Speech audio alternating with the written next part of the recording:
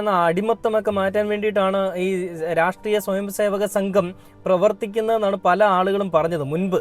ഇപ്പോഴല്ല, കുറച്ചാൾ മുൻപാ വേടൻ്റെ വിഷയം വന്നപ്പം.